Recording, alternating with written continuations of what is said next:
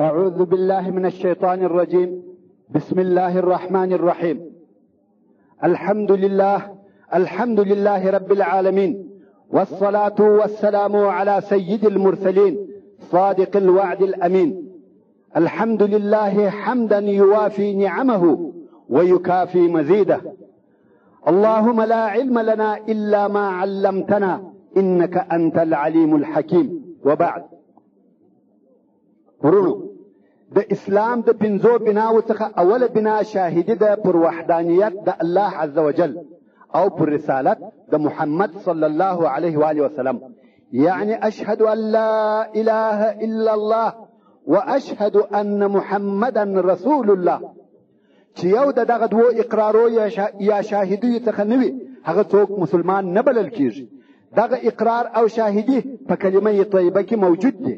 هغه دا چې انسان په خوله ووایي لا اله الا الله محمد رسول الله، او دغه ویلو تصدیق به په زړه سره هم وي. او دا هغه کلمه ده چې د هغې په ویلو سره په دې دنیا کې د انسان مال، شرف، عزت او وینه ساتل کیږي. پر ټولو مسلمانانو د دغه ویونکي مال، عزت، شرف او وینه حرام دي بې له شرعي حدودو او جزاو څخه. او په آخرت کې د دغه کلمې په واسطه د الله عز وجل د عذاب او اور څخه ساتل کیږي. لا اله الا الله یوه کلا ده، که څوک ور داخل سو د الله عز وجل د عذاب څخه خلاص سو. شاهدی په لا اله الا الله محمد رسول الله اول رکن او اول بنا د اسلام ده. دغه کلمه چې کلمه توحید ده، لکه ټول اسلام، ټول ایمان، ټول احسان چې په دغه کلمه کې جمع شوی وي، او د الله عز وجل د طرفه ټول انبیاء علیهم السلام دغه لپاره رالیږل شوي دي چې خلق د یوه الله، هغه الله چې هیڅ شریک نه لري، و عبادت ته راوبولي. هر رسول، هر نبی خپل قوم و دې ته رابلي چې لا اله الا الله ووایي. د ټولو انبیاء علیهم السلام دین توحید و. هر نبی و خپل امت ته د توحید وسعت کړی دی. نو الهی او سماوي ټول ادیان کامل الهی دین په دغه کلمه کې د لا اله الا الله سره یو ځای دی. د ټولو انبیاء علیهم السلام رسالت په کلمه کې د لا اله الا الله سره جمع دی. رسول الله صلی الله علیه و آله وسلم فرمایي افضل ما قلت انا والانبیاء من قبلی لا اله الا الله. یعنی بهترین د هغو شیانو چې ما او تر ما د مخه انبیا ویلي دي لا اله الا الله دی. او په بل حدیث شریف کې رسول صلی الله علیه و آله وسلم فرمایي افضل الذکر لا اله الا الله. یعنی بهترین او تر ټولو ښه ذکر لا اله الا الله دی. که موږ هغه احادیث سره راټول کو کم چې د لا اله الا الله د فضل او فضیلت په باره کې بیان کوي، هغه ځان ته جلا فتح غواړي. خدا فتح فقط د لا اله الا الله محمد رسول الله د ترجمې دپاره ثبت شوې ده. هلته ډېر احادیث ته، هلته د سلف صالح څخه ډېر اقوال او اخبار شته چې د لا اله الا الله فضیلت بیانوي. لا اله الا الله هیڅ عمل نسي تر د مخه کېدلی. لا اله الا الله هیڅ ګناه نه پرېږدي. څنګه؟ دا چې تر لا اله الا الله هیڅ عمل نسي د مخه کېدلی، هغه دا چې د لا اله الا الله عقیده نوی موجوده چې هر د خیر عمل وسي هغه په شرک کې دی، اجر او ثواب نه لري. د ښه عمل اجر او ثواب هغه وخت په لاس درځي چې اول د وحدانیت عقیده لاس ته راوړي. که یو څوک په واقعي او یقیني ډول سره د لا اله الا الله ترجمه او عقیده په ځان کې نه کې موجوده، نو د هغه سړي په ژوند کې ډېر الهه پیدا کیږي. موږ به دا موضوع د اسلام د نظره نه، بلکې د عقل، حقیقت او واقعیت د نظره وڅېړو. مثلا هلته یو څوک دی چې توحید یې ضعیفه دی، د ده په ژوند کې داسې نور ډېر جهتونه او اشخاص ته چې پر ده تاثیر لري. نو که دغه سړی د هغو د رضا او خوشحالولو دپاره کار کوي او توجه یې و هغو ته وي، د هغو د قهر او غضب څخه بیریږي او د خپل ژوند امیدونه په هغو پورې تړي، دغه سړي د خپل ژوند د سمبالولو دپاره ډېر جهتونه پیدا کړه. دې ته شرک ویل کیږي. مثلا د زید څخه بیریږي و عبید ته امید لري، او هغه چې د فلاني سره موجود دي و هغه ته طمع لري، په دغه حالت کې خاص لله عمل نسی کېدلی. نو د مخه تر دې چې پر لا اله الا الله ایمان راوړي عمل یې مشترک او پاشلی سو. امید د غیر الله څخه سو، ډېری د غیر الله څخه سوه، غوښتنه د غیر الله څخه سوه. نو ځکه هغه عمل چې د مخه تر لا اله الا الله وي هغه عمل نیک عمل نه دی، اجر او ثواب نه لري. دا چې وایي هیڅ عمل تر لا اله الا الله نسی د مخه کېدلی صحیح ده. ولی چې د لا اله الا الله عقیده نه وي موجوده عمل نه دی، اجر او ثواب نه لري. او بل دا چې لا اله الا الله ګناه نه پرېږدي، هغه دا چې که په ځان کې د لا اله الا الله معنا پیدا کړه ګناه نه در پکښې پاتېږي بلکې اصلا ګناه نه کوي. ولی یو سړی د دې لپاره ګناه کوي چې زید ځینې راضي سي، خپله ښځه او اشنای ځینې راضي سي، امیر او وزیر ځینې راضي سي. حال دا چې دغه ټوله د الله عز وجل په قدرت کې دي. تاسې ته به هغه قصه در معلومه وي چې یزید د خلفای امویو څخه یو پاچا د بصرې والي ته یو امر نوشته کړی و.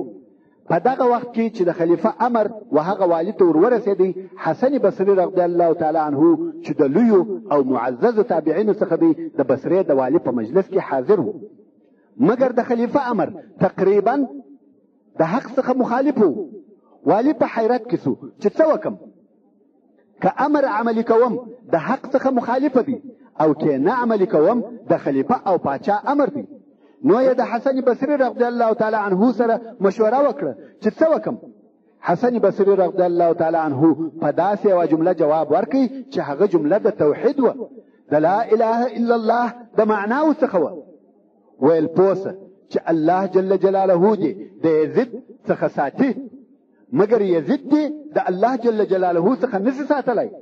نو دغه د توحید نتیجه سوه چې ګناه ته دې نه پرېږدي، یوازې او یوازې د الله عز وجل پر رضا پسې ګرځې او یوازې الله عز وجل دې معبود سو. ځینې علماء کرام وایي چې ټول عبادتونه ملایکې اخلي او رب العزت ته یې ورپورته کوي بې له کلمې څخه د لا اله الا الله، چې دا کلمه په خپله یوازې پورته کیږي. او دا هم د الله عز وجل د هغه قول ترجمه ده چې د سورة فاطر په 10 نمبر آیات کې فرمایي الیه یسعد الکلم الطیب والعمل الصالح یرفعه.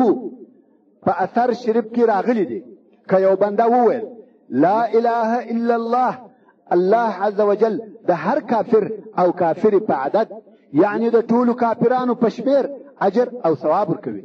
ولی ځکه یو څوک چې دا کلمه ووایي لکه د هر کافر او کافرې عقیده چې ور رد کړه، نو خود د هغو په حساب اجر او ثواب ورکول کیږي. ورونو ځینې علماء کرام د حامیم عین سین قاف چې د سورة الشورى اول نمبر آیات دی داسې ترجمه کوي. حا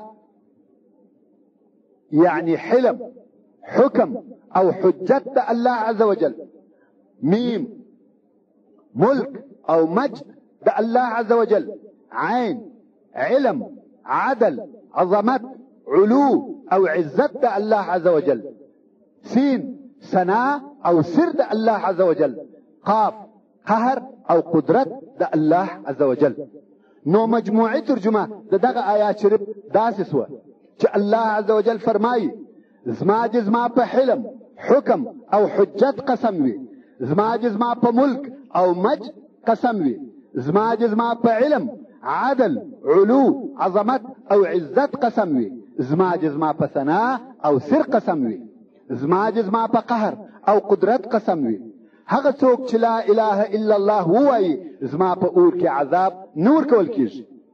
ورونو هغه څوک چې په لا اله الا الله پوسي هغه ته دا معلومه سي چې ټول کارونه د الله عز وجل په قدرت او اراده کې دي، نو خود خپل ځان د الله عز وجل پر لار مستقیم او برابر کی، په نتیجه کې د الله عز وجل د عذاب څخه خلاص شي. د عبد الله ابن عمر رضی الله تعالی عنه څخه روایت دی چې رسول صلی الله علیه و آله وسلم وفرمایل پر اهل د لا اله الا الله د مرګ په وخت کې ډېره او وحشت نسته، او د نشور را پاتېدو په وخت کې ډېره او وحشت نسته. او لکه زه چې د لا اله الا الله و اهل ته ګورم چې د سر د شپېلۍ د پکولو په وخت کې خپل وریښتان د خاورو څخه څنډي او وایي الحمد لله الذي اذهب عنا الحزن. حمد هغه الله لروي چې زموږ څخه غم ایسته کوي یا ایسته کړی دی. ورونو قبر د بیرې وحشت او عذابو ځای دی. د 6,000 کلو څخه سهار او ماښام آل فرعون په خپلو قبرو کې پر اور تېرول کیږي، مګر پر اهل د لا اله الا الله په قبرو کې وحشت او عذاب نسته.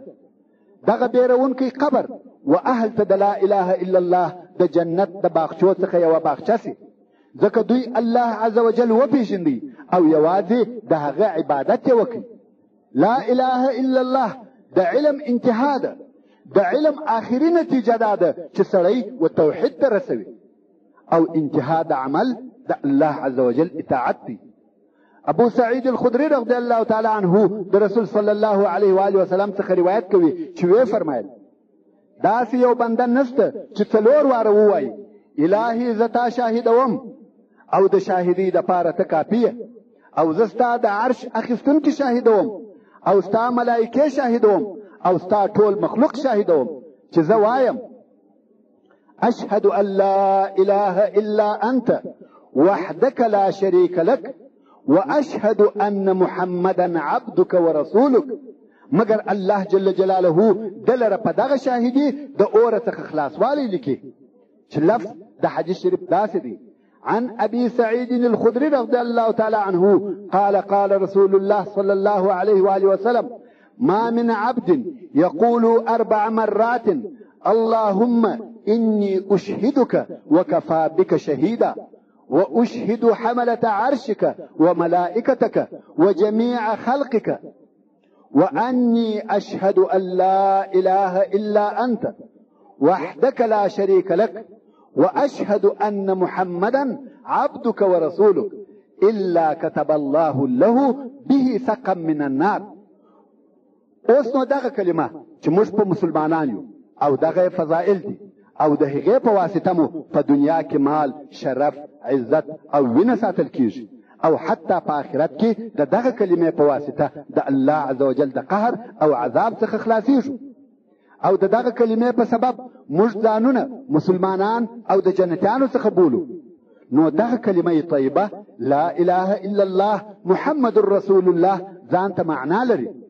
آیا موږ په معنا پوهیږو او د هغې معنا مو په خپل ژوند کې عملي کړې ده؟ که په معنا نسو پوه نو ویل یې څه فایده لري؟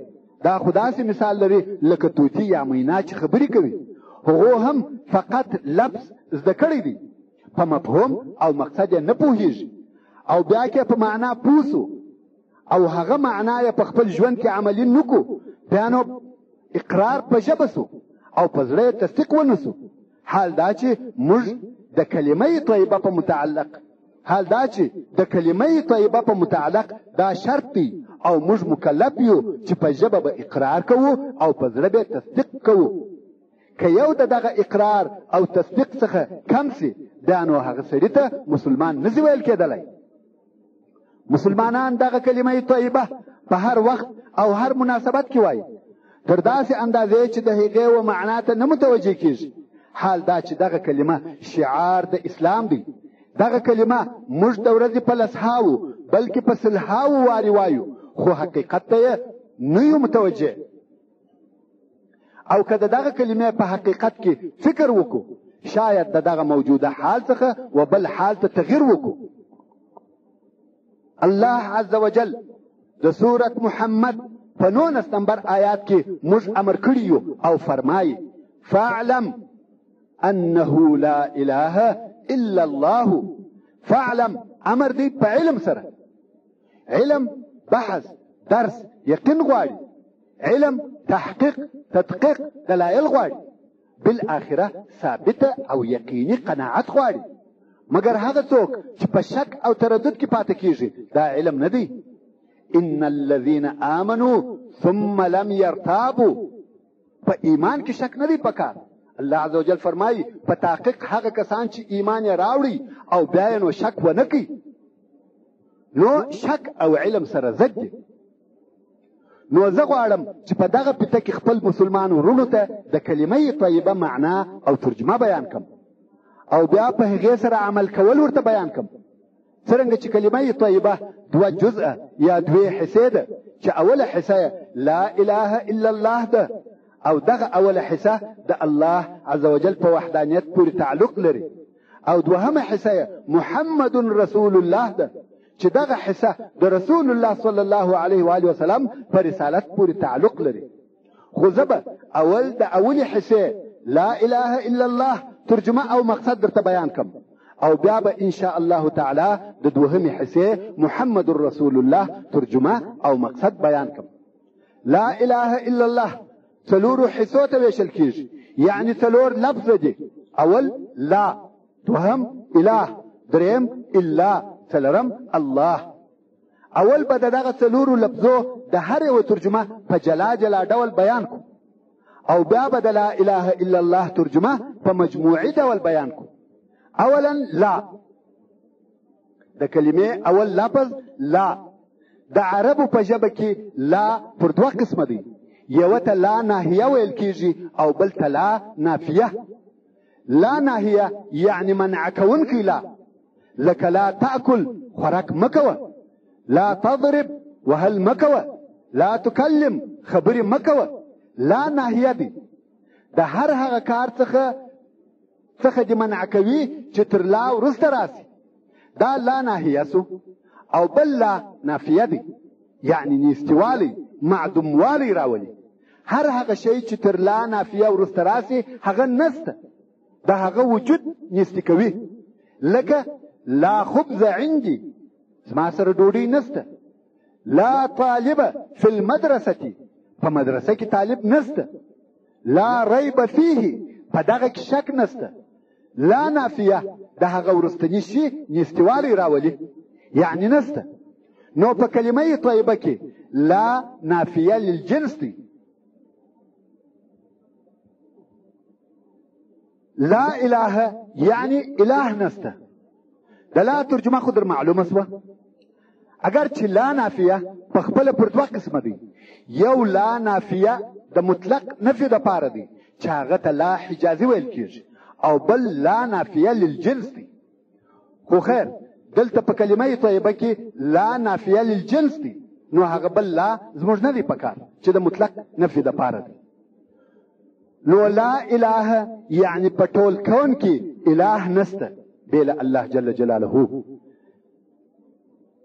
اله د لا ترجمه خو در معلومه سو. اله د لغت کتابونه د اله ترجمه په درې قسمه کوي. اول اله یعنی معبود، هغه څوک چې ته عبادت کوي. دوهم اله هغه څوک چې ته تعجب حیرت ورته کوي. دریم اله هغه چې ته پناه وروړې ځان په ساتې. ورونو یو څه تفصیل به نور هم ورکړو ځکه دا مهمه کلمه یا مهم لفظ دی. د پاره د دې چې په دغه معناو ښه پوه سو، د علم صرف او لغت د لحاظه اله یأله الهة الوهة الوهیة یعنی عبد، عبادت یې وکړي. نو اله یعنی معبود، د اله ترجمه عبد. نو اله یعنی معبود. اله ور اول اله اوس اله یأله الها یعنی تحیر، فتعجب او حیرت کسو. او یادا چې اله الیه یعنی لجأ الیه، ودته یې لجوء وکړه، پناه یې وروړه، ځان یې په وساتي. نو د اله یا اله څخه دغه درې معناوي اخیستل کیږي چې اول یې عبادت، دوهم یې حیرت، دریم یې لجوء ده. د عبادت څخه مقصد څه دی؟ د عبادت څه معنا ده؟ عبد عبادت یې وکړي یعنی اطاعت یې وکړي، مګر یوازې اطاعت عبادت نه دی، بلکې یو بل شی هم ورسره زیاتیږي چې هغه محبت دی. اطاعت او محبت چې سره یو ځای سي عبادت ورته ویل کیږي. نو معبود هغه څوک سو چې اطاعت یې کوي او خوښ یې هم لري. دوه شی چې سره یو ځای سي، یعنی اطاعت او محبت چې سره یو ځای سي، دغه ته عبادت ویل کېږي. دا چې د یو چا اطاعت کوي، امر یې منې او خوښ دې نه وي، دا عبادت نه دی. دا سړي محبت نه لري اما امر یې منې، دا عبادت نه دی. او دا چې خوښ یې ولري، محبت یې ورسره وي، اطاعت یې نه کوي، امر یې نه منې، دا مستحیل او غیر ممکن دی. ولې د یو چا چې یو څوک خوښ سو، د هغه محبت یې ودرلودی، خامخا امر هم منې. نو انتهایی حب د انتهایی اطاعت سره دې ته عبادت ویل کېږي.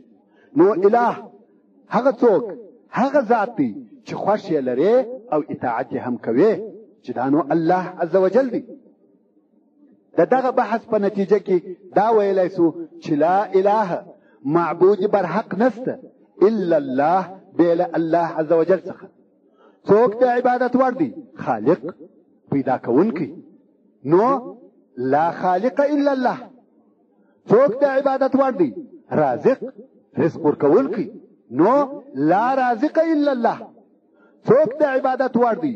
معطي، مانع، معز، مذل، جبار، قهار، فعال لما يريد، عزيز، متكبر، وهاب، رحمن، رحيم. دغه د عبادت وړ دی. نو ته ای عاقل انسانه نه څوک خوښوي او نه اطاعت کوي تر څو وې نه پېژنې او کم وخت چې د الله عز وجل په دغه اوصافو وپېژندې، هم یې حب لري او هم یې اطاعت کوي. عبادت درې درجې لري. اول معرفت، اول به دغه څوک چې عبادت کوي پېژنې، بیا د حب سره اطاعت، او بیا سعادت. اول به دا څوک پېژنې، بیا به د هغه اطاعت او محبت کوي. چې دا دوې درجې حاصلې شولې، سعادت په خپله ورسره حاصلېږي. دا خو تر اوسه د اله ترجمه په معبود سره وه، او که د اله ترجمه د الهه څخه وکړو یعنی تحیره، نو انسان و چاته په حیرت او تعجب کې کېږي. لوی که کوچني ته، معتبره، عظیم ته، که خوار، غریب، عاجزه ته، غني که فقیر ته. نو د تحیر او تعجب څخه عظمت پیدا کېږي. هر څوک چې عظیم وي و هغه ته په تحیر کې کېږي. د الله عز وجل و قدرت، خلقت او حکمت ته عقول، نفوس، زړونه په تعجب او حیرت کې دي. نو اله معبود ته ویل کېږي، او اله معبود او الله جل جلاله معبود دی، ځکه خالق دی دی، رازق دی دی. الله ولی معبود دی؟ ځکه قوي دی، محیي دی، ژوند ورکوونکی دی، معز دی، عزت دی درکوي، مذل دی، ذلت د ده د طرفه څخه دی، منان، جبار، قهار، رحمان، رحیم، علیم، حکیم، ټوله دی دی. نو خود الله جل جلاله معبود دی. او په دوهمه معنا د تحیر، د ده ولویي او کبریا، قوت او قدرت، عظمت او حکمت ته عقلونه په حیرت کېږي. او په درېیمه معنا چې لجأ الیه، یعنی و ده جل جلاله ته پناه وروړه. یعنی ای انسانه، بې له الله عز وجل څخه بل د ملجأ، رجوع، پناه او ساتنې ځای نه لري. او د انسان دپاره بې له الله عز وجل څخه بله ملجأ نسته. نو لا اله الا الله، نه معبود سته، نه عظیم سته، نه ملجأ سته بې له الله جل جلاله. نو د اله ترجمه دغه درې شیان سوه: یا معبود، یا عظیم چې عقول او نفوس ورته په حیرت کې دي، یا د پناه ځای. د لا ترجمه در معلومه سوه، د اله ترجمه در معلومه سوه. درېیم لفظ الا دی. الا په علم نحو کې لفظ د استثناء دی. استثناء پر درې قسمه ده: استثناء متصله، استثناء منفصله، استثناء منقطع. خو هغه شیان موږ نه بیانوو، فقط دلته دونه وایم چې الا په معنا د غیرو دی، یعنی بیله. الا بیله. او څلرم لفظ الله دی. علماء توحید وایي چې الله د ذات کامله او واجب الوجود دپاره علم دی، نوم دی. په ټوله کون کې واجب الوجود فقط الله دی او بیل الله جل جلاله په کون کې نور ټول شیان ممکن الوجود دي او په کون کې مستحيل الوجود شیان هم شته، یعنی چې وجود یې غیر ممکن وي. نو الله د ذات کامله د پاره علم دی، الله د واجب الوجود د پاره علم دی، الله د خالق او رازق د پاره علم دی یعنی نوم دی، الله د باری مصور العزیز الجبار المتکبر القوی العلیم الحکیم د پاره علم دی. یعنی ټول اسماء الحسنا د الله په کلمه کې سره جمع او یو ځای سوي دي. بعض علما وایي چې الله د الله عز وجل اسم اعظم دی، اسم ذات اعظم دی. په هر حال که ته غواړې چې و کامل ذات ته و واجب الوجود ته اشاره وکړې، هغه چې د وجود په صفاتو موصوف دی، د کمال په صفاتو موصوف دی، د وحدانیت په صفاتو موصوف دی، هغه الله دی. ټول اسماء الحسنا د الله په کلمه کې سره یو ځای سوي دي. ځینې علماء کرام وایي یا الله یا ارحم الراحمین یا رحمان یا رحیم اسم اعظم دی. خو ځینې علما وایي هر نوم چې پر تا تاثیر کوي تا رېږدوي هغه اسم اعظم دی. دا د څلورو لفظو په جلا جلا ډول سره ترجمه شوه. اوس د لا اله الا الله ترجمه په مجموعي ډول درته بیانوو. عبد الله ابن عباس رضی الله تعالی عنه وایي لا اله الا الله یعنی نه معز ته نه مذل، نه عزت ورکوونکی سته نه خوارونکی سته، نه نافع سته نه ضار، یعنی نه نفع رسونکی سته نه ضرر رسونکی سته، نه معتز سته نه مانع، یعنی نه ورکوونکی چې یو چاته یو شی ورکوي سته او نه منع کوونکی چې د یو چا څخه منع کوي نه ورکوي. بل څوک نسته بیل الله جل جلاله. نو لا اله الا الله یعنی نه معز ته نه مذل، نه مانع سته نه ضار، نه معتز ته نه مانع، بیل الله جل جلاله. دا د ابن عباس رضی الله تعالی عنه ترجمه و. ځینې وایي لا اله داسې اله نسته چې د هغه څخه د فضل غوښتل کیږي، داسې اله نسته چې د هغه د عدل څخه د بیره وي، داسې اله نسته چې د هغه د جور څخه د امان وي، داسې اله نسته چې د هغه رزق د خوړل کیږي، داسې اله نسته چې امر یې عملي کیږي، داسې اله نسته چې د مغفرت غوښتنه د ځینې کیږي، داسې اله نسته چې د فضل څخه یې محرومه کیږي الا الله. هغه الله چې رب د مؤمنانو دی، بخښونکی د ګناهکارانو دی، پټونکی د خطایاو دی، د توبه کوونکو د رجوع ځای دی، غایه مقصد د رجا د امیدوارانو دی، انتها د مقصد د عارفینو دی. د ورونو څخه دا امید لرم چې د کلمې طیبې په معنا کې ژور او عمیق فکر وکړي، ځکه دا د اسلام اول رکن او اوله کلمه ده، دا د توحید کلمه ده. ټول دین په دغه کلمه کې جمع شوی دی. که ترجمه لږ هم مشکله وي خو په تکرار اورېدلو د پتې او فکر کولو اسانه کیږي ان شاء الله. ځینې علماء کرام وایي چې د لا اله الا الله کلمه د معرفت اشاره ده، د حمد په ژبه د حمد و ملک ته، د حمد و پاچا ته د توحید کلمه ده. تاسې پوهیږئ چې د علم انتها توحید دی او د عمل انتها تقوا ده. که د توحید حاصل کړي تقوا دې وکړه. ته څه وخت توحید حاصلولی سې، څه وخت مستقیم کېدلی سې، څه وخت د الله جل جلاله پر لارې برابرېدلی سې. مثلا که ته په خپل ژوند کې دا احساس ولرې چې هلته نور څوک شته چې ستا اختیار د هغو په قدرت کې دی، نو ته د هغو ټولو په مابین کې سره ویشل کېږي. ته څه وخت یوازې او یوازې د الله عز وجل ته رجوع کوې، او څه وخت یوازې او یوازې د الله عز وجل عبادت کوې. ته څه وخت یوازې د ده څخه بیریږې، څه وخت یوازې د ده جل جلاله د رضا د حاصلولو دپاره کوښښ کوې، څه وخت یوازې د ده څخه د خپلو ضروریاتو غوښتنه کوې. دا ټوله هغه وخت کېدای سي او کیږي چې ستا یقین سي چې لا اله الا الله، بې له د جل جلاله څخه بل ځای د رجوع نسته، بل ناصر او کومک کوونکی، بل ورکوونکی، بل رزاق، بل خالق نسته، بل جزا ورکوونکی نسته. دا ډیره مهمه مسله ده، فکر او توجه غواړي. که یو انسان دا فکر وکړي او دا یې عقیده سي چې په مځکه کې بل داسې څوک یا قدرت شته چې کولی سي تا ته فایده در ورسوي، او یا بل داسې څوک شته چې دا قدرت لري چې تا ته ضرر در ورسوي، په دغه وخت کې ته نسې کولی چې یوازې او یوازې د الله جل جلاله عبادت وکړې. نو ځکه الله جل جلاله ته نه امر کړي چې ته د دغه الله عبادت وکړې، مګر پس له هغه څخه چې تا ته دا اطمینان درکړي چې ټوله کارونه نفع ضرر، خلق او وجل، رزق، خواري او ذلت او داسې نور یوازې او یوازې د ده جل جلاله په اختیار کې دي، بل څوک نشته چې دا شیان د هغه په قدرت کې وي.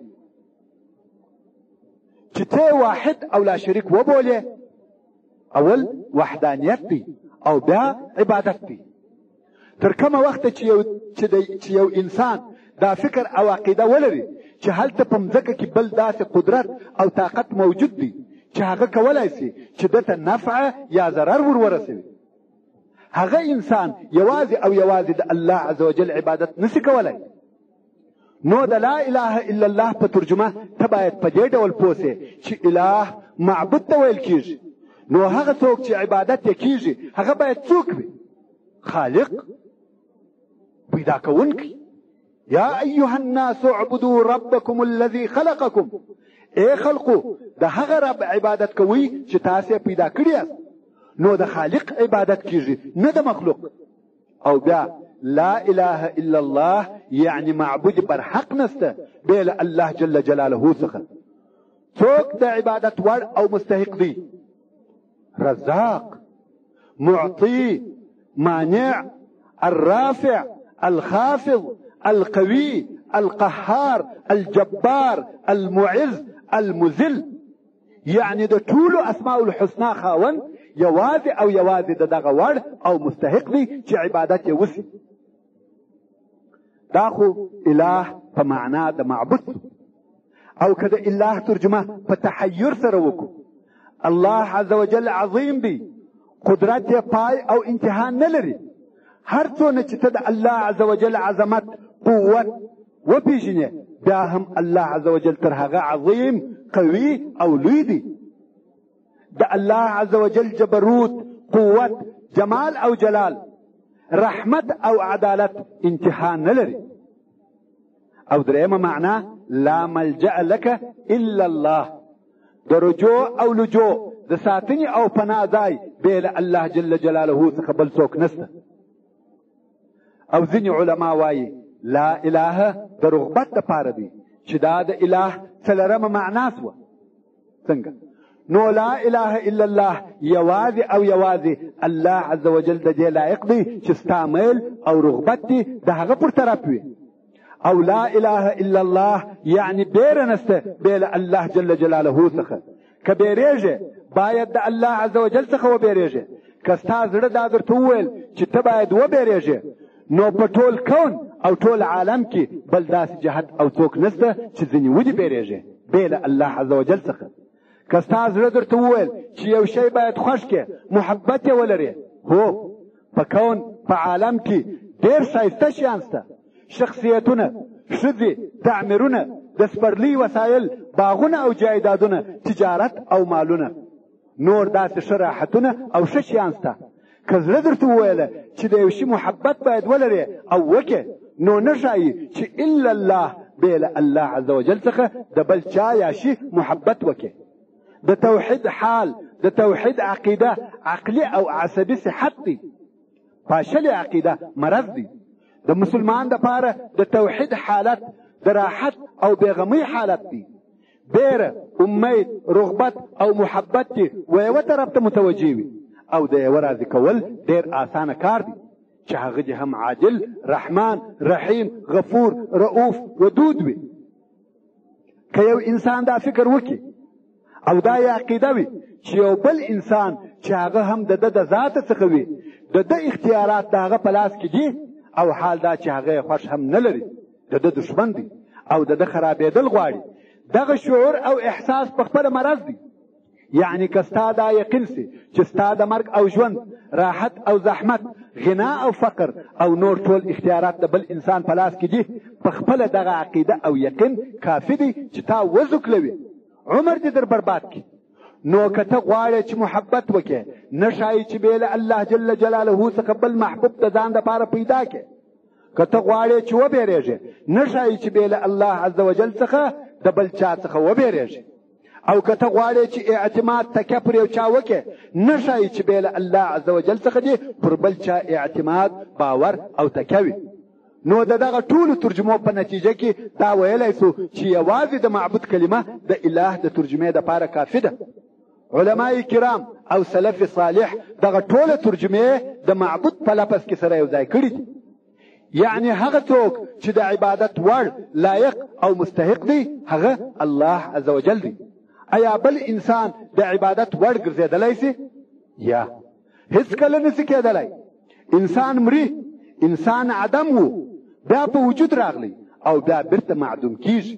هغه شی چې دوام نه لري، هغه د دې وړ او لایق نه دی چې معبود دې وګرځي او یا دې څوک عبادت وکړي. د عمران ابن حسین رضی الله تعالی عنه څخه روایت کیږي، وایي د مخه تر دې چې زه مسلمان سم، رسول صلی الله علیه و آله وسلم راته وویل د ورځې د څو الهو عبادت کوي، د څو خدایانو عبادت کوي؟ ما ویل هغه چې په مځکه کې دي د شپږو اوو عبادت کوم، چې لات، عزا او داسې نور مقصد و، او یو چې په اسمان کې دی د هغه عبادت کوم. رسول صلی الله علیه و آله وسلم وفرمایل چې په شوق د کم یو عبادت کوي؟ عمران ابن حسین ویل هغه چې په اسمان کې دی. رسول الله صلی الله علیه و آله وسلم وفرمایل هغه د اسمان اله درته کافي او بس دی، د مځکې و خدایانو ته نه یې اړ، نه یې محتاجه. توحید د عقلي او عصبي یا نفسي صحت سبب دی چې انسان دا یقین ولري چې د ټوله کارونه په یوه طرف او په یوه ذات پورې اړه او تعلق لري، د هغه د رضا کوشش کوي، یوازې د هغه څخه بیریږي، یوازې د هغه اطاعت کوي، د هغه څخه د خیر امید لري. که ته داسې یو څوک ووینې چې د الله جل جلاله نافرماني کوي د پاره د دې چې پلانۍ ځینې راضي سي، اعمال صالحه پرېږدي چې زید ځینې راضي سي، ګناهونه کوي چې عبید ځینې راضي سي، د دغه سړي توحید ډېر ضعیفه دی. ولې دی په خپل ورځني ژوند کې نورو خلقو ته د اله په سترګه ګوري، په داسې نظر ورته ګوري چې دا هم د عبادت مستحق دی، د طاعت مستحق دی، د حب او خضوع مستحق دی. مګر توحید دا دی چې د ما سوى الله د غیر الله څخه ځان خلاص او فارغه کې، نه حب نه محبت، نه بیره نه طمع، نه امید نه راضي کېدل د چا در پکښې وي بې له الله عز وجل څخه. بیا رسول صلی الله علیه و آله وسلم ورته وویل یا حسین که مسلمان سوې دوې جملې به در وښیم چې فایده در رسوي. او بیا په وروسته کې عمران مسلمان سو. رسول صلی الله علیه و آله وسلم ته وویل یا رسول الله هغه دوې جملې راوښې. رسول صلی الله علیه و آله وسلم وفرمایل وایه اللهم الهمني رشدي واعذني من شر نفسي. ورونو دا د کلمې لا اله الا الله بعضې ترجمې وي، او اوس د لا اله الا الله بل قسم یا بل ترجمه درته بیانوو. لا اله الا الله یعنی هیڅ معبودی برحق، معبودی حقیقی نسته بین الله جل جلاله. لا نسته اله ورد عبادت الا بین الله جل جلاله څخه. دا چې موږ وایو لا اله، هیڅ معبودی حقیقی نسته، معبودی برحق نسته. د معبودی برحق څخه مقصد دا دی چې هو هلته داسې شیان شته چې خلک یې عبادت کوي، مګر د هغو عبادت حق نه دی او هغه د عبادت وړ نه دی، د هغو عبادت باطل او کفر دی. په کلمه کې د لا اله الا الله نفي او اثبات دواړه شته. نفي یعنی نیستی کول، معدومول، اثبات ثابتول او منل. نو موږ د لا اله الا الله په کلمه کې فلفظ د لا اله په ټولو شیانو کې الوهیت نیستی کوو. هیڅ شی اله نسی کېدلی او نسته الا الله چې په دغه لفظ سره د الله وحده لا شریک له د پاره الوهیت ثابتو. په لفظ سره د لا اله څلور شیان نفي کوو، نستی کوو، معدوموو. اول الهه نستی کوو. الهه جمع د اله ده. د اله څخه مقصد هغه ذات یا شی دی چې د هغه څخه نفع یا ضرر غوښتل کیږي، او یا نفع او ضرر د هغه د طرفه وي. نو لا اله یعنی هیڅوک نفع او ضرر نسی در رسولای یا یې نسی رسولای الا الله، بېله یوه الله جل جلاله څخه. نه رسول، نه نبی، نه ملائکه، نه ولی، زیارت، قبر، درخت او ډبره و چاته نه نفع رسولای سي نه ضرر. نفع او ضرر د الله عز وجل د طرفه څخه دي. ځکه موږ وایو چې لا اله الا الله. په صحیح البخاري او صحیح مسلم کې د عباس ابن ربيعه رضی الله تعالی عنه څخه روایت دی. وایي عمر رضی الله تعالی عنه مې ولیدی چې حجر اسود یې مچاوه او ویل زه پوهېږم چې ته ډبره یې، نه نفع رسولی سې نه ضرر. کما رسول صلی الله علیه و آله وسلم نه وای لیدلی چې ته مچولې، ما به نه وای بچ کړې. نو نفع او ضرر د بل چا د طرفه څخه نه دي بېله الله جل جلاله. او پاته نور ټول شیان اسباب دي د پاره د رسیدلو و هغه شي ته چې الله جل جلاله یې د بنده د پاره اراده کړې وي.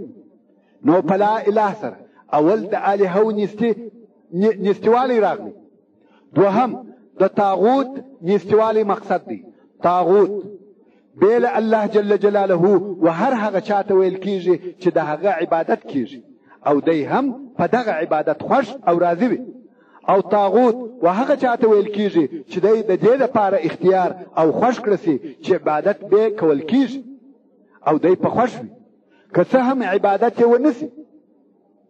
نو په لا اله سره اول د الهو وجود نفي او نیستسو، او دوهم طاغوت په نیستسو، او دریم انداد په نیست کیږي. انداد جمع د ند ده. د ند لغوي ترجمه مثل. او دلته په علم توحید کې ند و هغه شي ته ویل کیږي چې څوک د دین او دینی امور څخه راجذبوي، راکشوي او په هغه مشغوله کیږي. تر هغه شي پورې الله جل جلاله هېریږي. دا نو لکه پیسې، تجارت، رتبه، منصب، اولاد، ښځه، کور، کوټی او داسې نور. نو هر هغه شی چې په هغه پورې د زړه دونه وتړل سو چې د الله عز وجل د طاعت څخه مشغوله کړي او د هغه د محبت په خاطر دی د الله عز وجل احکام هیر کړه، هغه ته ند ویل کیږي.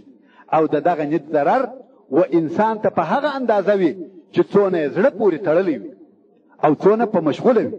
او په هغه حدیث شریف کې چې امام بخاری او امام مسلم یې د عبد الله ابن مسعود رضی الله تعالی عنه څخه روایتوي، وایي ما د رسول صلی الله علیه و آله وسلم څخه پوښتنه وکړه چې د الله عز وجل په حضور کومه ګناه ډیره لوی ده؟ ویل دا چې ته الله عز وجل ته ند، سال، مثل وګرځوې، او حال دا چې هغه ته پیدا کړی. او څلورم هغه شی چې د لا اله په لفظ سره نیست کیږي هغه ارباب دی. ارباب جمع د رب ده. رب په لغت کې مالک، تربیه کوونکی او سردار ته ویل کیږي. مګر دلته په علم توحید کې ارباب هغه څوک دي چې د حق څخه مخالفه فتوا ورکوي او ته هم اطاعت وکړي او ته پوهېږې چې دی په دغه حکم کې پر ناحقه او غلطه دی، او یادا چې ته په خپله په حق پسې نه ګرځې چې ځان ته معلومات وکړي او هغه معلومات هم ممکن وي، نو ته په حق پسې نه ګرځې او د ده متابعت کوې.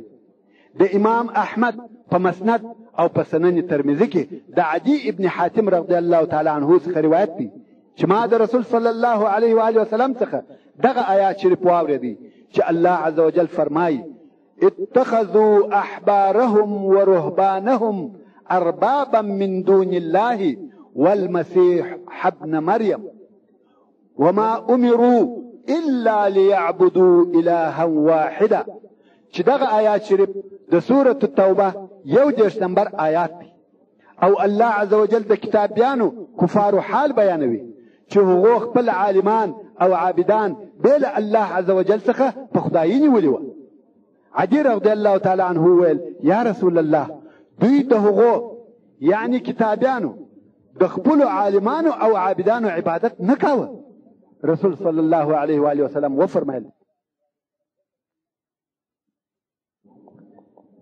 عدي رضی الله تعالی عنه ویل یا رسول الله دوی یعنی کتابیانو د هغو یعنی د خپل عالمانو او عابدانو عبادت نه کاوه. رسول صلی الله علیه و آله وسلم وفرمایل بلکې کاوه هغو حلال پر حرامول او حرام یې ور حلالول او دوی متابعت کاوه.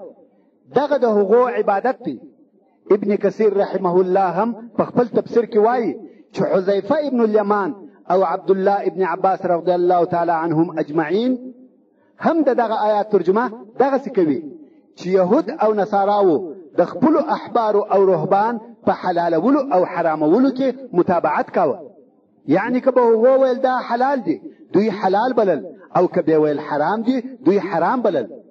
مقصد دا چې فلا اله سره څلور شیان نفي کیږي نیست کیږي الهه طواغیت انداد ارباب او په الا الله څلور شیان ثابتیږي. اول اخلاص او یوازې د الله عز وجل قصدول او نتول په عبادت سره.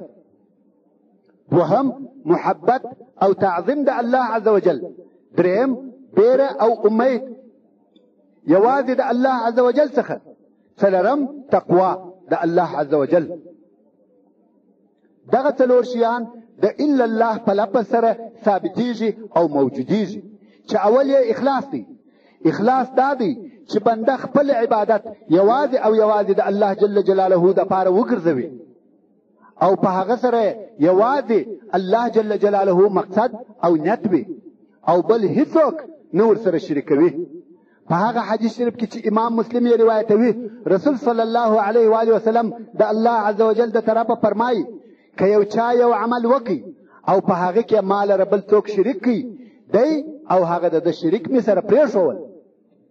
دوهم هغه شی چې په الا الله سره ثابتیږي تعظیم او محبت د الله عز وجل دی او دغه تعظیم او محبت یې په سبب د پیژندګلوي د قدرت او عظمت د الله عز وجل وي او دغه محبت یې په سبب د اجلال لویي تنزه د الله عز وجل وي او په سبب د پیژندګلوي د حق د الله عز وجل وي. رابعی عدوی وایي الهی ما ستا عبادت په دې خاطر نه دی کړی چې ستا د اوره څخه بیریدم او یا مې ستا د جنت طمع وه مګر ما ته ولیدلې چې یوازې او یوازې ته د عبادت وړ او لایق وې. اجلال او محبت د الله پیژندل د الله په اسماء الحسنى او صفات علیا سره او بیا په کون کې دغه اسماء الحسنى آثار او علامې لیدل سبب د عظمت او محبت د الله عز وجل ګرځي. امام بخاری د انس ابن مالک رضی الله تعالی عنه څخه روایت کوي چې وسړي د رسول صلی الله علیه و آله وسلم څخه پوښتنه وکړه چې قیامت کله دی. رسول صلی الله علیه و آله وسلم وفرمایل څه آمادګي دې ورته نیولې ده؟ سړي ویل په ډیرو لمنځو روژو او خیراتو مې آمادګي نه ده ورته نیولې مګر د الله او رسول الله سره حب لرم خوښ لرم. رسول صلی الله علیه و آله وسلم وفرمایل ته به د هغو کسانو سره یې چې خوښ لري. نو په کلمه سره د لا اله الا الله اثبات د تعظیم او محبت د الله عز وجل کیږي. دریم هغه شی چې په الا الله سره ثابتیږي بیره او امید د الله عز وجل څخه دي. مسلمان به له الله جل جلاله څخه نه د بل چا څخه بیریږي او نه بل چا ته امید لري او نیکوي. ځکه یوازې الله عز وجل هغه ذات دی چې نفع او ضرر ورکول او منع کول لوړول او کښته کول د ده جل جلاله په اراده او قدرت کې دي. نو خود بیره او امید هم یوازې او یوازې د ده څخه کیږي. د انس ابن مالک رضی الله تعالی عنه څخه روایت دی چې رسول صلی الله علیه و آله وسلم و یو ځوان ته ورغلی چې هغه ځوان د مرګ او زکندن په حالت کې و. رسول صلی الله علیه و آله وسلم پوښتنه ځینې وکړه ویل خپل ځان څنګه وینې یعنی څه حال دې دی؟ ځوان ویل یا رسول الله و الله جل جلاله ته امید لرم او د خپلو ګناهو په خاطر ځینې بیریږم. یعنی ځوان د خوف او رجا په مابین کې وو. بیره د خپلو ګناهو په خاطر، رجا او امید د الله عز وجل د رحمت په خاطر وو. رسول صلی الله علیه و آله وسلم وفرمایل په دغه حال او وخت کې که د بنده په زړه کې دغه دوه شی یو ځای سي، نو الله عز وجل هغه شی ورکوي چې دی امید لري او د هغه شی څخه یې ساتي چې دی ځینې بیریږي. رواه ابن ماجه. نو د یو انسان بیر او امید باید فقط د الله جل جلاله څخه وي چې دغه دواړو اثبات په لا اله الا الله سره کیږي او د لا اله الا الله په ویلو سره باید دغه خوی په مسلمان کې موجود سي. دلته یوه مهمه مسئله سته چې زموږ د ټولو په ژوند پورې تعلق لري او موږ باید ورته متوجه سو. هغه دا چې ځینې کسان د خلقو په داسې مجلسو کې ناست وي چې په هغه مجلسو کې داسې کارونه کیږي چې د الله عز وجل د طرفه حرام سوي وي، خو دی دغه مجلس او هغه حرام کار ته تغییر نسی ورکولای او یا یې نسی منع کولای په سبب د شرم یا بیرې د خلقو څخه. خو دغه شرم او بیره یا د خلقو مراعت ډېر کښته او بد خوی دی. مسلمان باید پوه سي چې حیا کله ښه ده او کله بده ده. هغه حیا چې انسان د حق ویلو یا حق ښکاره کولو څخه منع کوي او هغه حیا چې انسان د باطل د منع کولو یا ردولو څخه منع کوي او پر دغه کار هم قدرت ولري، دغه حیا او شرم بېله شکه ډېره بده حیا او شرم دی. دغه رنګ د خلقو څخه بیره هم بده ده. مسلمان باید بېله الله جل جلاله د بل چا څخه ونه بیریږي، مګر که د یو انسان په قدرت کې نه وه چې هغه بد کار منع کړي او تغییر ورکړي، اقلا د هغه مجلس څخه باید ولاړ سي او یا اصلا و دغسې مجالسو ته حاضر نسي. مګر ځینې بیا داسې خلق شته چې د ده په خیال بېله الله جل جلاله د بل چا څخه نه بیریږي او رجا امید هم بېله الله جل جلاله څخه و بل چا ته نسته. نو ډېر ژر او په تلوار بې مقدمې د دغسې مجالسو او ناوړو کارو په مقابل کې درېږي. زموږ په اصطلاح بې ګودره په اوبو ګډېږي چې د دغه غیر صحیح تصرف سبب د اصلاح نه بلکې سبب د نور فساد هم وګرځي، چې د دغه بې مورده نصیحت په سبب د نه خبرتیا او نه پوهېدلو په صحیح تصرف حکیمانه رد او مناسبه طریقه وي، چې دا هم نه دی ښه، بلکې ښه او غوره طریقه دا ده چې مسلمان باید وپوهېږي چې کله او په څنګه طریقه زه باید تصرف وکم. په هره موضوع کې باید وړ او مناسب تصرف په مناسبو الفاظو پر مناسب وخت وسي. نو نه تلوار او نه بې ځایه دلاوري پکار ده او نه شرم حیا او بیره، بلکې د هر حال سره مناسب حکمت او ښه اسلوب ضروري دي، چې دا هم د خیر البریه صلی الله علیه و آله وسلم شریعت او لارښوونه ده. د حکیمانو او هوښیارانو طریقه ده. ابو الدرداء رضی الله تعالی عنه په شام کې یوه ورځ پر یوه ډله راغلی چې ډېر خلق پر یوه سړي راټول سوي دي، وهیه او بد ورته وایي. ابو الدرداء رضی الله تعالی عنه ورته ودرېدی، ویل څه خبره ده؟ خلقو ورته ویل یوه سړي ډېره لو ګناه کړې ده. ابو الدرداء رضی الله تعالی عنه ویل که دا سړی په څا کې لوېدلی وای نه مو رایستی؟ خلقو ویل هو رایستی مو. نو ویل اوس هم مې وهئ مشکنځل ورته کوئ، بلکې نصیحت ورته وکئ او پوه یې کئ او د هغه الله حمد ادا کړئ چې تاسې یې د دغه ګناه څخه خلاص کړي یاست. خلقو ورته ویل ایا ستا د ده څخه بد نه راځي؟ ابو درداء رضی الله تعالی عنه ویل د ده د دغه کار څخه مې بد راځي، چې دا کار پرېښاوه دی مې ورور دی. هغه سړی هم پر خپل کار پښیمانه سو او خپله توبه یې اعلانول. دغه صحیح نصیحت او مناسبه طریقه ده. څلورم هغه شی چې په الا الله سره ثابتېږي هغه تقوا ده. تقوا څه شي ده؟ د تقوا د لفظ ترجمه ساتنه ده. تقوا یعنی د ځان ساتنه د عذاب څخه د الله عز وجل. او دغه تقوا یا ساتنه په څه شي سره حاصلېږي؟ په پرېښولو د شرک او ګناهو او اطاعت فرمانبرداري د الله عز وجل، چې اوامر وي که نواهي، امرونه به پر ځای کوي او د هغه منع سوو شیانو څخه به لرې ګرځي او د رسول الله صلی الله علیه و آله وسلم متابعت به په ظاهر او باطن کې کوي. دغه ته تقوا ویل کیږي. حضرت علی رضی الله تعالی عنه د تقوا ترجمه په څلورو شیانو کوي. وایي دغه څلور شیان چې سره یوځای سي نو تقوا حاصله سوه. اول خوف من الجلیل، يعني د الله عز وجل څخه بیره. دوهم عمل بالتنزيل، په قرآن مجید عمل کول، يعني عمل بدی د قرآني احکام سره برابر وي. دریم الرضاء بقلیل، په لږ شي به قانع کېږي. هر هغه شی چې خدای تعالی و تا ته مقرره کړی وو که څه هم لږ وي ته به قانع او شکر به ادا کوې. څلورم استعداد لیوم الرحیل، د مرګ د ورځې دپاره به آمادګي نیسې. دغه څلور شی چې په انسان کې یو ځای سي او عملي یې کړي هغه ته متقي ویل کېږي. په قرآن مجید احادیثو د خلفای الراشدینو او سلف صالح په وصیتو او اوامرو کې د تقوا په متعلق ډېر سپارښت او امرونه راغلي دي. ابن رجب رحمه الله وایي تقوای کامله هغه ده چې واجبات او مستحبات ټوله ادا کړي، حرام او شبهات ټوله پرېږدي. او د تقوا لوړه درجه دا ده چې واجبات او مستحبات ټوله ادا کړي، محرمات، شبهات او مکروهات ټوله پرېږدي.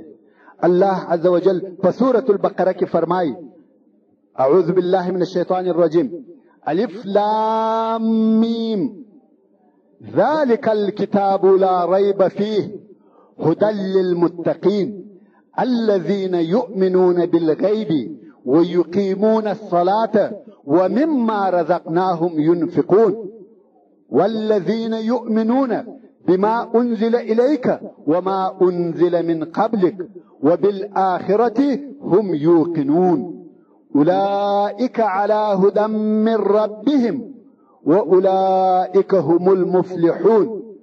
نو دغه د متکانو اوصاف دي چې الله عز وجل په قرآن کریم کې ذکر کړي دي.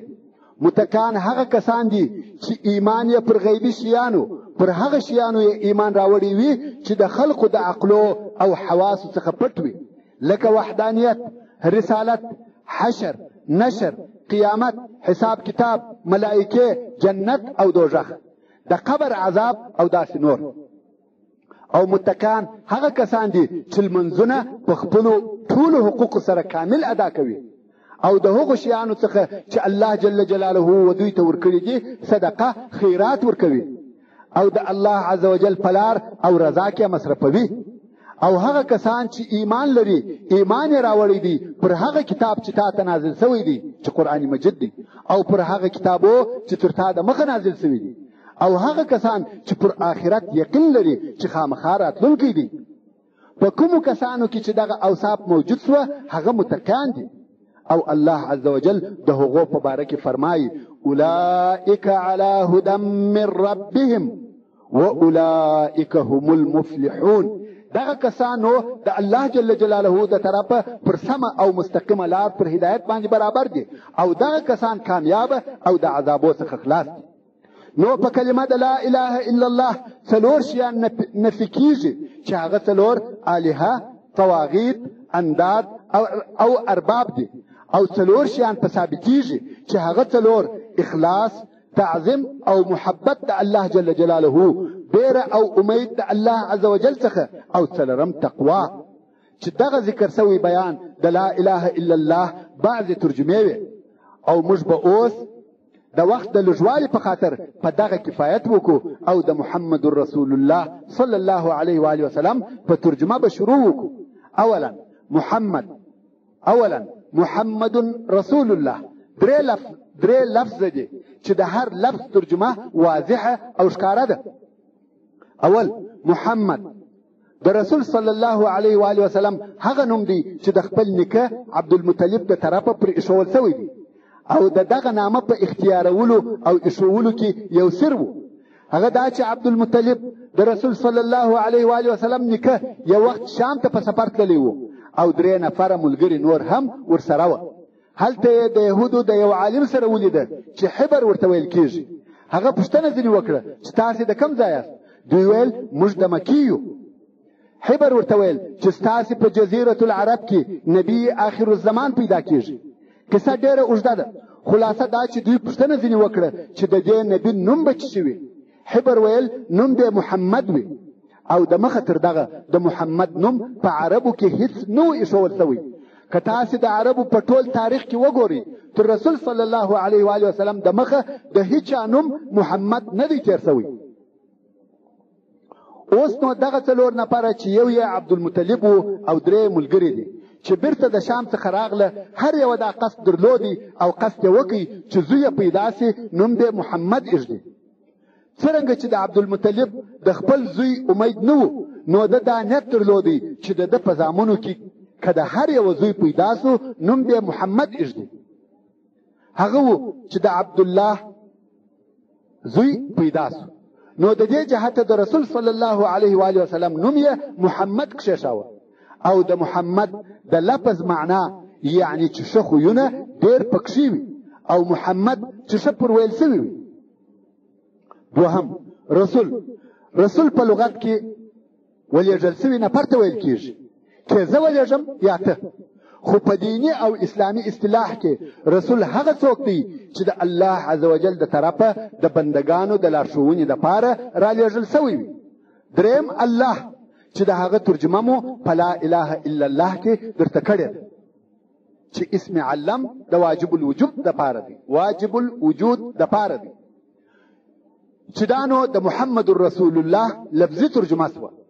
مګر په کلمه طیبه کې د محمد رسول الله څخه مقصد دا دی: الف، چې اولا به په ژبه سره صادقه اقرار کوي او زړه به دې هم د هغه تصدیق کوي چې محمد صلی الله علیه و آله وسلم بنده او رسول د الله عز وجل دی.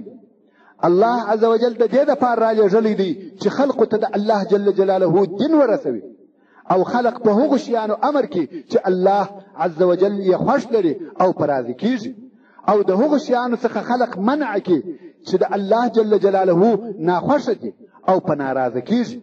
دوهم، محمد رسول الله او عبد الله دی، او الله عز وجل د دې دپاره رالېږلی دی چې خلق په هغه غیبي شیانو خبر کړي کوم چې الله جل جلاله د هغو په تبلیغ امر کړی دی، او خلق د الله عز وجل په علامو او نعمتو د ده جل جلاله په خلق کې خبر کړي. او دریم دا چې رسول الله صلی الله علیه و آله وسلم په ښه ډول او طریقه دغه کار وکړي، رسالت یې تبلیغ کړي، امانت یې ورساوه، امت ته یې نصیحت وکړي، او د رحلت تر وخته یې د الله جل جلاله په لار کې حق جهاد وکړي. او څلورم دا چې موږ یې پر روښانه لار پرېښولو، شپه یې لکه روښانه ورځ، بې له بدبخته څخه بل څوک د دغه لارې څخه نه ښویېږي او نه اوړي. با د ابجد په حساب، اول الف اوس با. د ده صلی الله علیه و آله وسلم سره به مو محبت تر خپل ځان، خپل مال، خپل اهل او اولاد او تر هر شي ډیر وي الا الله. د اهل بیت او د ده صلی الله علیه و آله وسلم د اصحاب کرامو محبت به لرو. جیم، د هغو کسانو سره به محبت لرو چې د ده صلی الله علیه و آله وسلم سره محبت لري، او د هغه چا سره به بغض لرو چې د ده صلی الله علیه و آله وسلم سره بغض لري. دال، اقرار به په دې سره کوو چې محمد صلی الله علیه و آله وسلم آخري نبی، خاتم الرسل او سید المرسلین او افضل د انبیاو دی، و الله عز وجل ته تر ټولو نبیانو خوښ دی. ها، د ده صلی الله علیه و آله وسلم د طریقې محبت بلرو، په ظاهر او باطن، په ښکاره او په پټه کې به د ده صلی الله علیه و آله وسلم طریقه عملي کوو او پایبند بیو، او خلق به ورته رابولو، خلق به ورته را دعوتوو. د خلقو سره به مو دوستي او دښمني د دغې طریقې په واسطه وي. الله عز وجل د سورة الاحزاب په 21 نمبر آیات کې فرمایي: أعوذ بالله من الشيطان الرجيم لقد كان لكم في رسول الله أسوة حسنة لمن كان يرجو الله واليوم الآخرة وذكر الله كثيرا. يعني هغه خلق چې د الله جل جلاله د لقاء امید لري او د آخرت د ثواب امید لري، او په کثرت سره د الله جل جلاله په ذکر او یاد مشغول دي، د هغو دپاره د رسول الله صلی الله علیه و آله وسلم ذات ډېره ښه نمونه او مثال دی. نو باید دوی په عباداتو، معاملاتو، خوړلو چښلو، اغوستلو، حرکاتو سکناتو، جهاد، سخا، صبر، تحمل، ناسته ولاړه، حرکت او سکون کې د دغه جامع الصفات منبع البرکات ذات پر تګلاره ولاړ شي، په همت او شجاعت، ثبات او حیات کې د ده صلی الله علیه و آله وسلم متابعت وکړي او د هغه تګلاره په ښه ډول زده کړي. او بیا هم الله عز وجل د سورة آل عمران په 31 نمبر آیات کې فرمایي: اعوذ بالله من الشیطان الرجیم قل ان کنتم تحبون الله فاتبعوني يحببكم الله ويغفر لكم ذنوبكم والله غفور رحیم. اے محمد صلی الله علیه و آله وسلم و دوی ته ووایه کچیر تاسو د الله جل جلاله سره محبت کوئ او د هغه محبت لرئ نو پس زما متابعت وکړئ چې الله جل جلاله بس تاسو محبت وکړي چې ثوابونه به درکړي او تاسو ته به د ګناهو مغفرت وکړي او الله جل جلاله بخښونکی د ګناهو او ډېر رحم والا دی. نو د الله عز وجل محبت د رسول صلی الله علیه و آله وسلم په متابعت کې دی. نو هر څوک چې په هر اندازه د محمد صلی الله علیه و آله وسلم پر شریعت ثابت او قائم وي هغه څوک باید پر هغه اندازه د الله عز وجل په محبت کې صادقه وپېژندل شي او هر څوک چې په هر اندازه د الله عز وجل د محبت په دعوه کې صادقه وي په هغه اندازه هغونه د محمد صلی الله علیه و آله وسلم د شریعت پر متابعت ټینګ او ثابت وي. د محمد صلی الله علیه و آله وسلم شریعت او د هغه متابعت د انسانانو د پیژندلو دپاره سنگ محک دی. انسانان په دغه معلومیږي څونه چې متابعت وي هغونه محبت وي، څونه چې محبت د الله موجود وي هغونه متابعت د رسول الله موجود وي.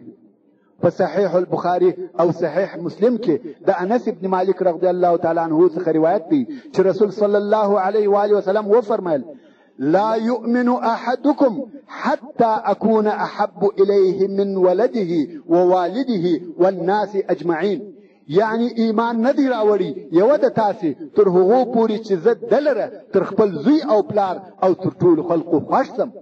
او په صحیح البخاري کې حدیث شریف دی چې عمر ابن الخطاب رضی الله تعالی عنه ورسول صلی الله علیه و آله وسلم ته وویل: یا رسول الله تر هر شي ته راتېر او خوښ یې بې له زما خپل ځانه څخه. رسول صلی الله علیه و آله وسلم وفرمایل: یا قسم مې دې په هغه ذات وي چې زما د نفس اختیار د هغه په قدرت کې دی تر هغو پورې چې زه و تا ته خوښ وګرځم ستا تر خپل ځان. عمر رضی الله تعالی عنه وویل: په والله اوس ته زما تر خپل ځان و ما ته خوښ یې.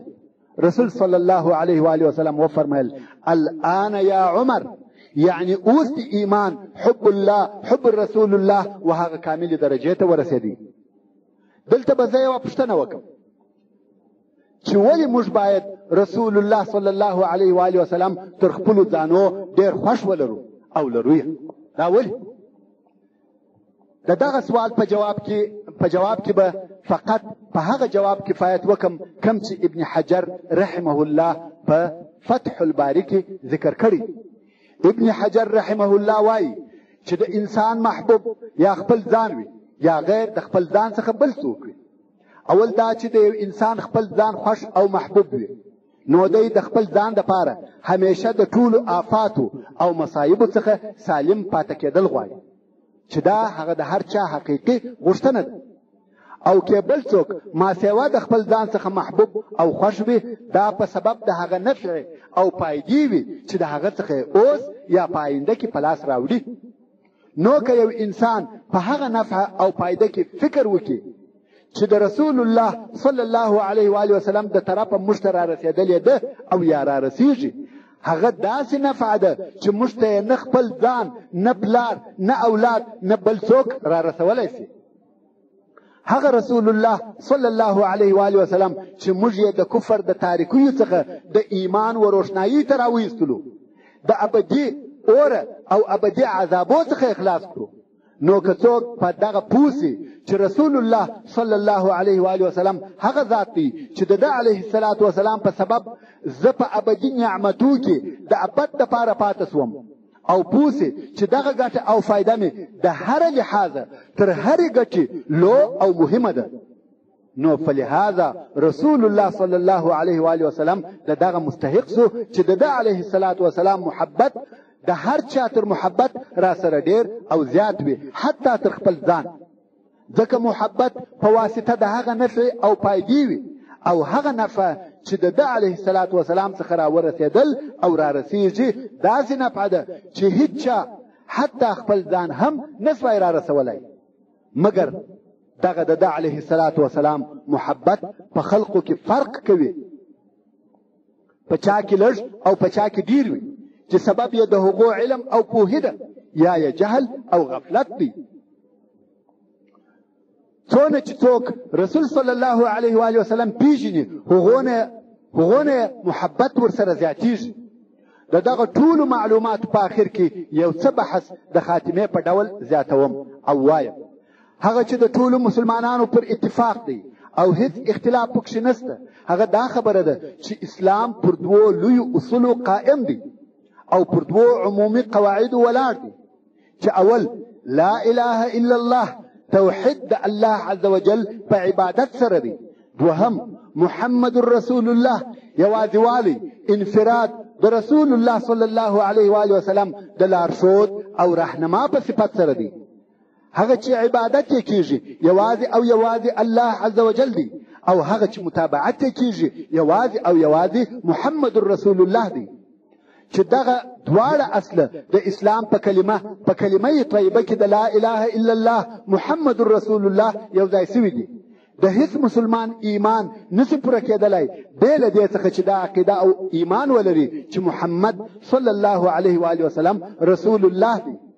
که د مځکې پر مخ هر انسان د الله عز وجل د وحدانیت شاهدي په خپله ټوله معنا سره پوره ادا کړي، تر هغو مسلمان نه بلل کېږي څو دغه شاهدي ورسره یو ځای نه کړي چې محمد صلی الله علیه و آله وسلم عبدالله او رسول الله دی.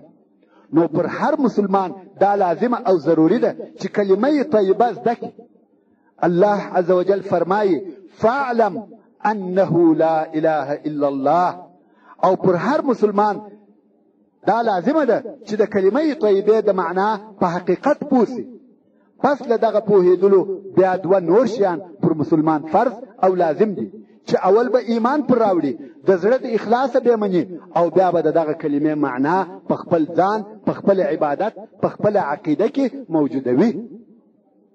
دغه رنګه پر هر مسلمان لازمه ده چې د محمد رسول الله صلی الله علیه و آله وسلم په ترجمه هم پوسی، چې دا شاهدی د هغه اولی شاهدی تکمله او پوره کوونکې ده، او د دغه دوهمې شاهدی دپاره هم دوه شیان پکار دي.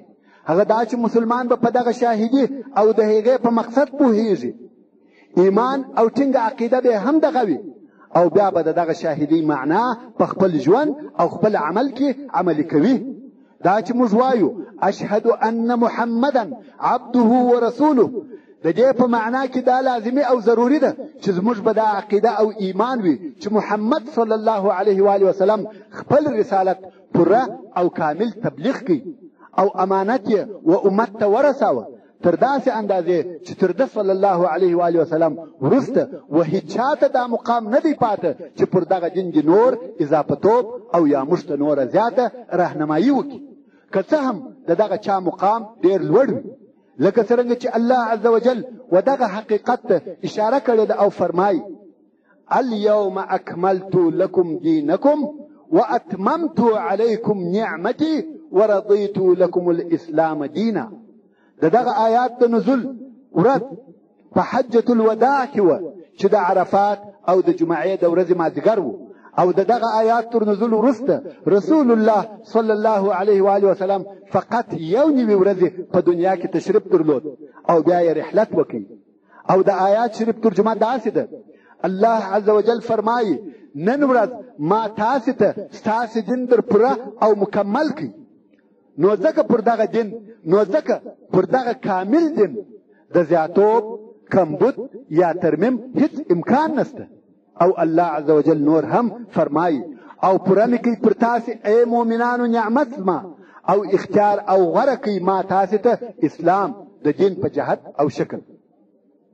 نو دا د الله عز وجل شاهدي ده چې دین اسلام کامل دین دی، پر هغه اضافتوب غیر ممکن دی. او په دغه معنا رسول صلی الله علیه و آله وسلم په صحیح حدیث شریف کې فرمایي ما داسې شی نه دی پرېښی چې تاسې دې و الله عز وجل ته نږدې کوي او د اوره څخه مو لرې کوي مګر په هغه مې امر کړله، او ما داسې شی نه دی پرېښی چې اور ته مو ور نږدې کوي او د الله جل جلاله څخه مو لرې کوي مګر د هغه څخه مې منع کړله. نو په دغه صورت کې هیڅ چاته دا مقام او مجال نسو پاته چې په دین اسلام کې د رسول صلی الله علیه و آله وسلم تر لارښوونې زیات یو بل شی راوشي، که څه هم دغه شی لږ او بسیط وي. په همدغه معنا او د دغه مقصد دپاره امام دارالهجره امام مالک ابن انس رحمه الله وایي که چا په اسلام کې یو بدعت یو نوی کار راوړي او هغه یې حسنه او نیکي بلله نو د قصد او مقصد داسو چې محمد صلی الله علیه و آله وسلم پوره رسالت نه دی رسولی، العیاذ بالله. امام مالک نور هم وایي دا قول د الله عز وجل ووایست چې فرمایي اليوم اکملت لکم دینکم واتممت علیکم نعمتي ورضیت لکم الاسلام دینا. امام مالک رحمه الله نور هم زیاتوي چې آخر د دغه امت نه اصلاح کیږي مګر په هغه شي چې اول د دغه امت په اصلاح شوی دی. نو کم شی چې په هغه ورځ کې دین نو نن ورځ هم هغه شی نسی دین کېدلی.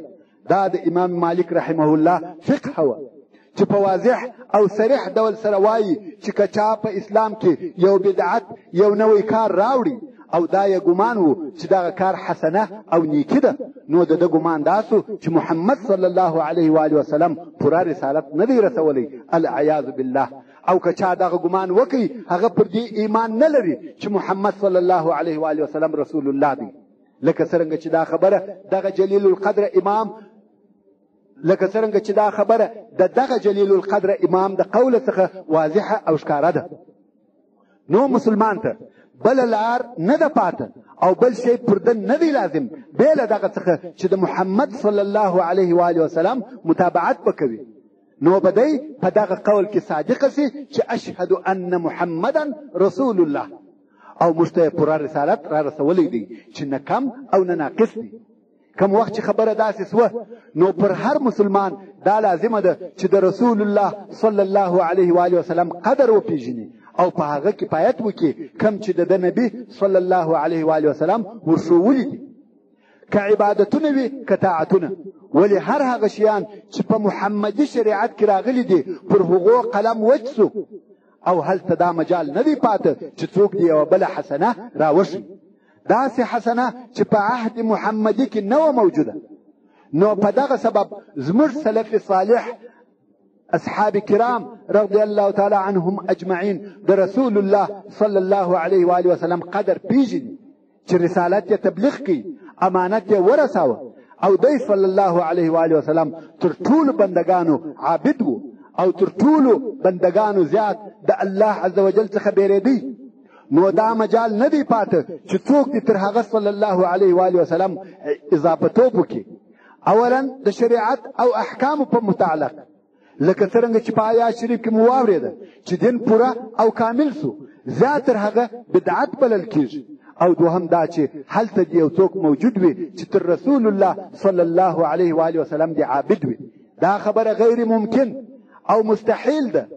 نو که څوک په دغه دوو حقیقتو چې په ایمان پورې تعلق لري پوه سو چې ان محمدا عبده ورسوله نو خپل عبادت او متابعت یوازې او یوازې د رسول الله صلی الله علیه و آله وسلم په متابعت او طریقه پورې خاصوي او د خپل ځان دپاره بې له رسول الله صلی الله علیه و آله وسلم څخه بل لارښوونکی او رهنما نه پیدا کوي.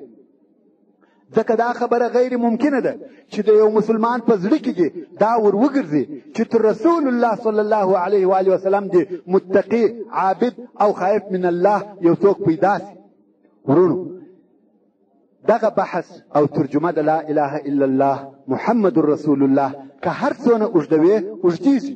هلته ډېر مسائل او شرطونه د لا اله الا الله محمد رسول الله په متعلق موجود و او موجود دي چې ما د وخت د لږوالي په خاطر پرېښول او په دغه به کفایت وکړو.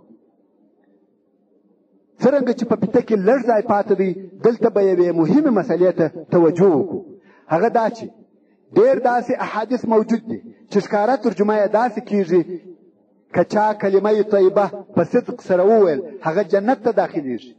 چې د مثال په ډول به د هغو احادیثو څخه 3 حدیثه درته بیان کړو.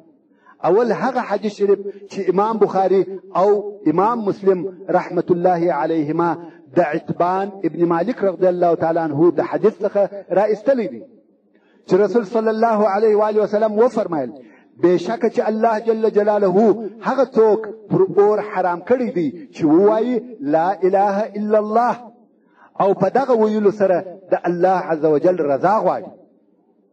او دغه رنګ امام بخاري او امام مسلم د انس ابن مالک رضی الله تعالی عنه څخه روایت کوي چې رسول صلی الله علیه و آله وسلم پر یو بوده سپور او معاذ رضی الله تعالی عنه ورسره کنجوغه، یعنی رسول الله صلی الله علیه و آله وسلم او معاذ رضی الله تعالی عنه پر یو بوده سپاره.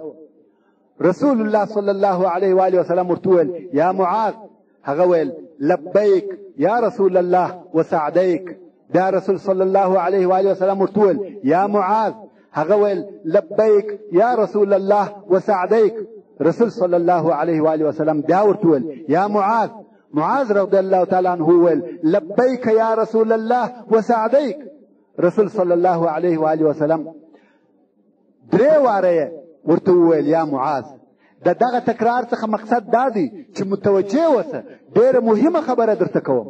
نو پس له 3 واره رسول صلی الله علیه و آله وسلم وفرمایل داسې هیڅوک نسته چې د زړه د اخلاص شاهدي ادا کړي چې لا اله الا الله وان محمدا رسول الله، مگر الله عز وجل هغه سړی پر اور حرام کړي.